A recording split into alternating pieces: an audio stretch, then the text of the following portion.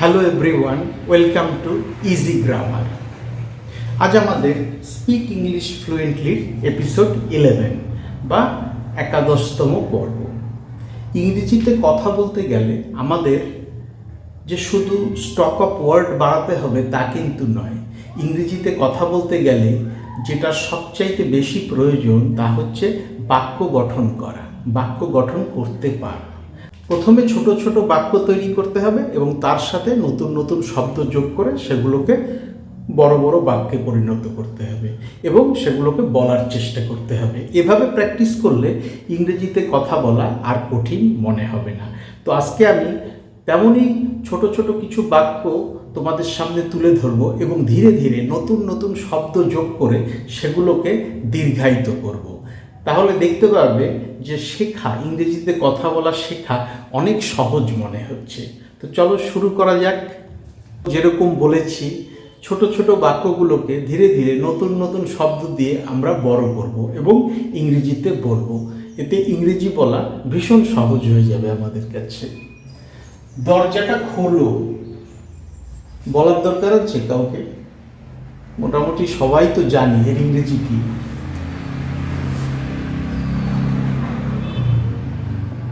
Open the door. তাড়াতাড়ি দরজাটা খোলো। Open the door quickly.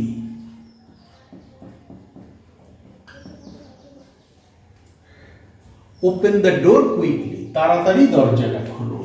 তাড়াতাড়ি দরজাটা খোলো, কেউ কড়া নাড়ছে। Open the door quickly. তাড়াতাড়ি দরজাটা খোলো, কেউ, সামওয়ান,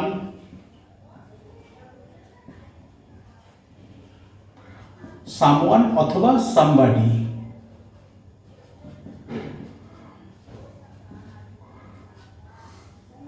নাড়ছে, কড়া নাড়া ইংরেজি হচ্ছে নক।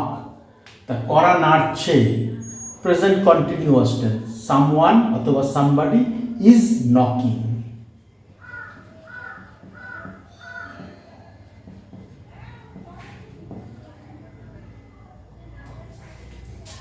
তাড়াতাড়ি দরজাটা খোলো, কেউ কড়া নাড়ছে। তাড়াতাড়ি দরজাটা খোলো, কেউ কড়া নাড়ছে অনেকক্ষণ ধরে। তো এতদূর পর্যন্ত আমরা জেনে গেছি। এবার অনেকক্ষণ ধরে ইংরেজি কি হবে? অনেকক্ষণ ধরে, ফর আ লং। তো এইগুলো হচ্ছে ছোট ছোট বাক্য থেকে বড় বড় বাক্য তৈরি করার পদ্ধতি। আমরা তো আগে জানতাম না এইগুলোর মানে কি, কড়া নাড়া ইংরেজি কি, তাড়াতাড়ি ইংরেজি কি, অনেকক্ষণ ধরে কড়া নাড়া ইংরেজি কি। আমরা শুধু জানতাম দরজা খোলার ইংরেজি।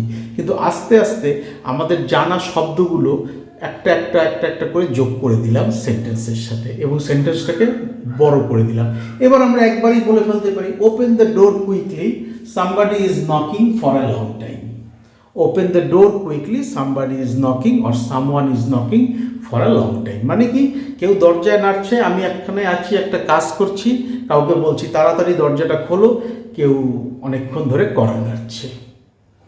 সিম্পল সেন্টেন্স, কিন্তু বাক্য গঠন প্রক্রিয়া না জানার জন্য আমাদের বলতে একটু অসুবিধা হয়। যেই একবার জেনে নিলাম, এখন এই সেন্টেন্স বলা আমাদের কাছে আর কঠিন নয়। তো তোমাদের কি করতে হবে? তোমাদের এইভাবে সেন্টেন্স তৈরি করতে হবে নতুন নতুন ওয়ার্ড যোগ করে। প্রথমে ছোট দুটো অক্ষরের, দুটো ওয়ার্ডের বা তিনটে ওয়ার্ডের ছোট ছোট সেন্টেন্স, তার সাথে একটা দুটো করে শব্দ যোগ করে বড় বড় সেন্টেন্স তৈরি করতে হবে। তাহলেই কথা বলা জলের মতো সহজ হয়ে যাবে। তোমাদের আরও কয়েকটা উদাহরণ দেখিয়ে দিই, তাহলে বুঝতে আরও সুবিধা হবে। প্রথমে আমি দুটো ওয়ার্ড দিয়ে একটা বাক্য গঠন করেছি, তারপরে নতুন নতুন শব্দ তার সাথে যোগ করে বড় বড় সেন্টেন্সে পরিণত করেছি। তো চলো শুরু করা যাক। আমি আসবো। আমি আসবো ইংরেজি আই শ্যাল কাম অথবা আই উইল কাম। তো আমি লিখে দিই প্রথমটা, আই উইল কাম। প্রথম সেন্টেন্সটা আমরা করে ফেললাম। আমি কাল আসবো, কাল বলতে আগামীকাল বোঝাচ্ছে। I will come tomorrow.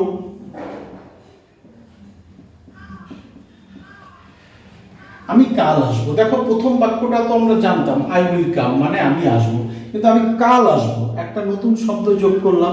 শব্দ যোগ করে আমি সেন্টেন্সটাকে একটু বড় করে দিলাম এবং সেটা আমাদের কাছে সহজ হয়ে গেল বুঝতে। আমি কাল আবার আসবো। আই উইল কাম টুমরো, আবার ইংরেজি again. I will come tomorrow again.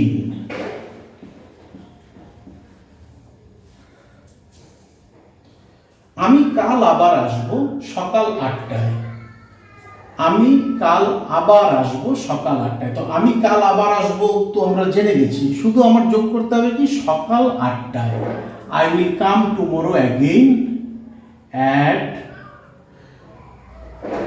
8 o'clock in the morning. I will come tomorrow again at 8 o'clock in the morning. সকাল 8টায় 8 o'clock in the morning, এটা একদম সহজ। তো আমি শুধু সকাল 8টায় যোগ করে দিলাম সেন্টেন্সের সাথে। আমি কাল আবার সকাল 8টায় আজকের মতোই আসবো।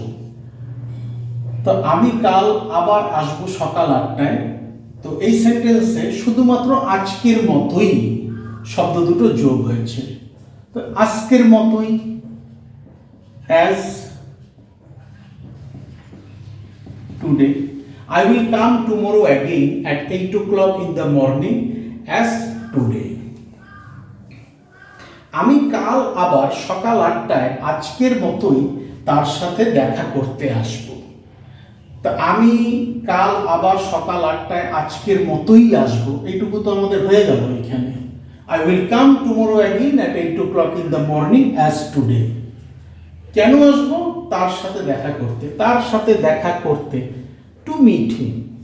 তার সাথে দেখা করতে, to meet him. To meet him. তাহলে দেখো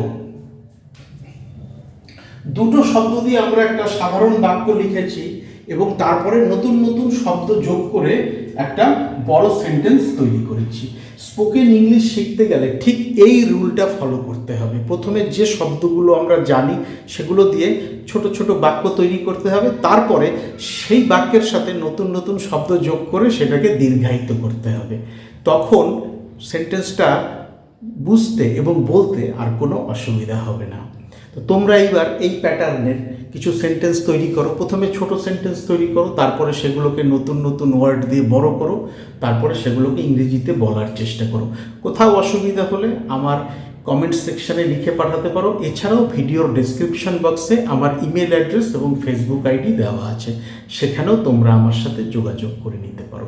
thank you so much for your time and attention and have a nice day.